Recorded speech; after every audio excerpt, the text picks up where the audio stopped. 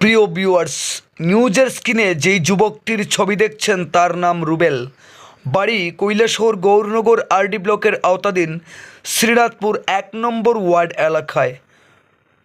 সে বর্তমানে আর আমাদের মাঝে নেই, না ফেরার দেশে চলে গেছে। বর্তমানে তার মৃতদেহ আগরতলার রাজ্যের রেফারেল হাসপাতাল জীবিত রয়েছে।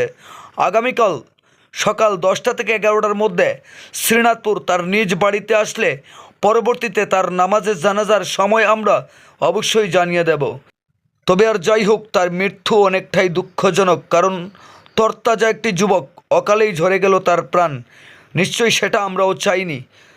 তার আত্মার সদ্গতি কামনা করছি এবং পরিবার পরিজনদের প্রতি সমবেদনা জ্ঞাপন করছি। আপনাদের আরও একবার জানিয়ে রাখি, শ্রীনাথপুর ১ নম্বর ওয়ার্ড এলাকার রুবেল বর্তমানে আর আমাদের মাঝে নেই, সে না ফেরার দেশে চলে গেছে। ব্যুরো রিপোর্ট, লাল শক্তি নিউজ।